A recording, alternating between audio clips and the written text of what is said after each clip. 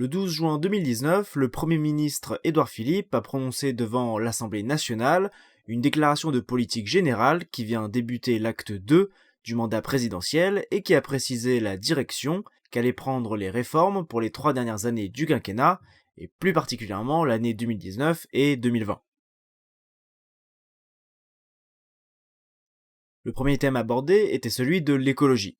Après avoir rappelé les interpellations des plus jeunes générations sur le sujet qu'il a bien entendu, Édouard Philippe a exprimé son attachement à une économie productrice de richesses, mais sans pour autant que la croissance se fasse au détriment de l'environnement.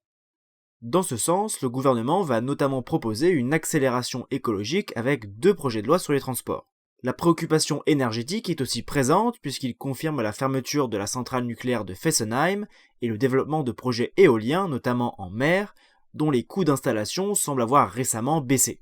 Une renégociation des prix de l'électricité avec la Commission européenne est également prévue afin qu'ils soient plus en lien à la baisse avec les efforts d'investissement dans le nucléaire qui ont déjà été réalisés par la France et qui produit une énergie décarbonée.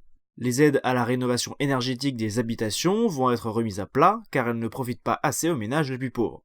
Le Premier ministre a également précisé sa volonté de réduire le gaspillage, autant dans les produits plastiques que dans l'alimentation. Ainsi, il est prévu de bannir les plastiques les plus nocifs des administrations, ainsi que d'obliger une incorporation de plastique recyclé dans la fabrication de la plupart des bouteilles et emballages plastiques.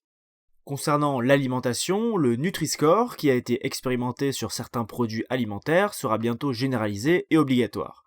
Après avoir appuyé des campagnes de prévention sur le tabac, les vaccinations et la sécurité routière, le gouvernement souhaite maintenant se concentrer sur l'obésité. Il est également prévu la création de conventions citoyennes pour la transition écologique avec des citoyens tirés au sort qui devront proposer de nouvelles mesures écologiques que le gouvernement s'engage à traduire dans la loi, voire à soumettre au référendum. Le deuxième thème de ce discours était celui de la justice sociale et fiscale. Édouard Philippe a expliqué que le gouvernement allait engager la réforme de l'assurance chômage. Celle-ci consiste d'abord en la mise en place d'un bonus-malus concernant le recours abusif aux contrats de travail court par les entreprises. Ce bonus-malus est conçu par le Premier ministre comme la contrepartie des assouplissements réalisés en faveur des entreprises au début du quinquennat. Le gouvernement souhaitant que le travail paye plus que l'inactivité, la réforme de l'assurance chômage signifiera aussi des baisses d'indemnisation qui seront circonscrites aux quelques cas où les indemnisations rapportent en moyenne plus que le retour au travail. A également été annoncée une dégressivité des indemnisations pour les chômeurs ayant bénéficié des salaires les plus élevés. Un accès à l'assurance chômage est également confirmé pour les démissionnaires et les indépendants sous conditions. Sur la fiscalité, Édouard Philippe confirme avoir bien reçu le message d'exaspération fiscale des Français qui a enclenché le mouvement des Gilets jaunes, et annonce que les baisses d'impôts représenteraient 27 milliards d'euros sur l'ensemble du quinquennat. La taxe d'habitation sera progressivement supprimée pour l'ensemble des Français, en premier lieu pour les 80% les plus modestes dès cette année, et pour les 20% qui restent dans les 3 ans qui viennent.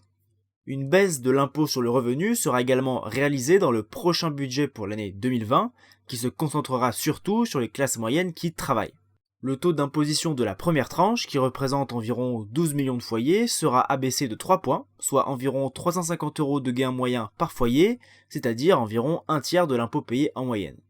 Pour la deuxième tranche, le Premier ministre a été plus flou, mais a annoncé un gain moyen de 180 € par foyer, et le sort des autres tranches de l'impôt sur le revenu n'ont pas été abordés.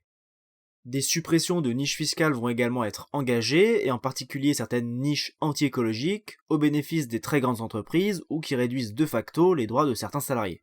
Le dispositif de prime exceptionnelle qui permet aux employeurs de donner à leurs salariés une prime exonérée d'impôts et de cotisations sociales dans la limite de 1 000 € par bénéficiaire va être reconduit en 2020, sous condition que l'employeur mette en place un dispositif d'intéressement avant fin juin 2020.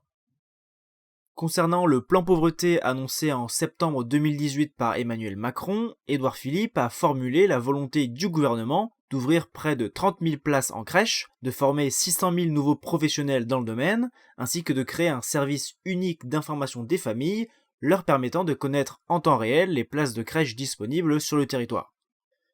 En 2020, sera également mis en place un dispositif de protection des risques d'impayés des pensions alimentaires, Ce dispositif prévoit que sur décision d'un juge ou sur demande faite en cas d'incident de paiement, les sommes de pension alimentaire soient directement prélevées par la CAF et versées aux bénéficiaires, la CAF se chargeant d'éventuelles procédures de recouvrement d'impayés. A également été rapidement mentionnée la création prochaine du revenu universel d'activité censé se substituer à la complexité du système d'aide sociale actuel. Concernant l'éducation maintenant, le Premier ministre a confirmé l'application du dédoublement des classes de CP-CE1 dans les zones les plus en difficulté. Un effort similaire de réduction des effectifs va également être engagé pour la grande section de maternelle, et les classes de CP-CE1 seront limitées à 24 élèves sur tout le territoire. L'école sera également rendue obligatoire dès 3 ans. Concernant le vieillissement et les retraites, un projet de loi sur la dépendance est prévu, dans lequel le maintien à domicile sera favorisé. Le grand chantier de la réforme des retraites sera également bientôt engagé puisque le rapport de concertation sur le sujet sera dévoilé en juillet 2019. Le projet de réforme vise à fondre les 42 régimes de retraite existants dans un seul système où 1 euro cotisé ouvrira les mêmes droits pour tous. Ce sera donc la fin des régimes spéciaux de retraite, même si tous les droits acquis jusqu'à maintenant seront conservés. Le projet veillera aussi à ce que les personnes ayant travaillé toute leur vie ne touchent pas de retraite inférieure à 85% du SMIC. La retraite des fonctionnaires sera incluse dans la réforme, tout en veillant à la revalorisation des retraites de certaines professions qui pourraient souffrir de la réforme, comme celle des enseignants par exemple. De plus, si l'âge légal de départ à la retraite restera à 62 ans, l'âge permettant d'obtenir le taux plein sera certainement relevé, même si le Premier ministre n'a pas donné ici d'informations précises. Sur le sujet de la police et de la menace terroriste, le Premier ministre a rappelé le vaste plan de recrutement et d'équipement des forces de l'ordre qui permettront des actions dans les zones de reconquête républicaine où les incivilités et les actes de violence gratuite se sont fortement accrus, ainsi que pour combattre le trafic de stupéfiants. La menace terroriste sera combattue par la poursuite des fermetures de lieux de culte radicalisés, l'expulsion systématique des étrangers radicalisés en situation irrégulière, et davantage de recrutement au sein des services de renseignement d'ici la fin du quinquennat. Concernant la France à l'international, Édouard Philippe a expliqué qu'une mission était en cours afin de revoir le dispositif actuel d'aide au développement, sans désengagement de la France néanmoins. Une loi de programmation militaire prévue en juillet devra également prévoir de porter progressivement les dépenses militaires de la France à 2% de son PIB, en conformité avec les attentes de l'OTAN. Sur l'immigration et les frontières a été constatée la situation particulière des demandeurs d'asile en France, puisque leur nombre a augmenté l'année dernière, alors même qu'ils baissent dans le reste de l'Europe. La France, sur ce sujet, portera un projet de refondation de l'espace Schengen avec ses partenaires européens, qui vise à lutter contre les abus du droit d'asile. Le gouvernement souhaite également appeler à une harmonisation des systèmes d'accueil dans l'Union européenne. Édouard Philippe a également annoncé qu'un débat parlementaire sur l'immigration sera désormais organisé chaque année, dont le premier se tiendra en septembre prochain. Le gouvernement va aussi mener la réforme de l'organisation du culte musulman en France, avec notamment pour point spécifique de former des imams en France parlant le français et de mettre fin à la désignation et la rémunération d'imams étrangers par des pays étrangers qui viennent en France. Toute remise en cause de la loi de 1905 étant écartée. Le Premier ministre a ensuite abordé les sujets bioéthiques et notamment l'autorisation prochaine du recours à la PMA pour toutes les femmes, y compris homosexuelles, qui sera incluse dans un projet de loi débattu à l'Assemblée fin septembre. Enfin, il a annoncé que le projet de réforme constitutionnelle qui avait été avorté à cause de l'affaire Benalla va pouvoir être présenté aux parlementaires.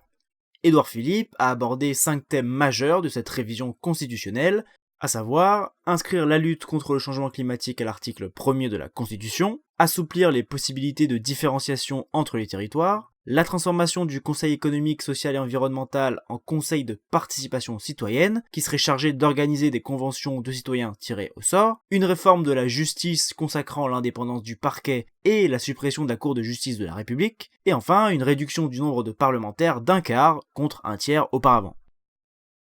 Concernant le fonctionnement des administrations, le Premier ministre a rappelé les dossiers en cours, notamment le fait que 95% des décisions prises par l'administration devraient, dès janvier prochain, être prises à l'échelon le plus proche, et non plus à Paris. Le rôle des managers au sein de la fonction publique va également être renforcé, et la haute fonction publique va subir une forte restructuration dans son recrutement, sa formation, notamment l'ENA, et la gestion de ces carrières. Les maisons France Service devront également se déployer dans les prochaines années pour proposer des services publics uniformes et à guichet unique sur tout le territoire, avec des horaires d'ouverture élargis et des agents polyvalents. Si vous avez apprécié cette vidéo, n'hésitez pas à mettre un pouce en l'air, ça aide à promouvoir la chaîne en signalant à YouTube que le contenu est apprécié. N'hésitez pas non plus à commenter ce que vous pensez des nouvelles orientations du gouvernement. Vous pouvez également nous suivre sur les réseaux sociaux où des extraits recontextualisés sont maintenant publiés régulièrement. Et vous pouvez aussi vous abonner à la chaîne et cliquer sur la cloche afin d'être correctement notifié des prochaines vidéos de Condensé.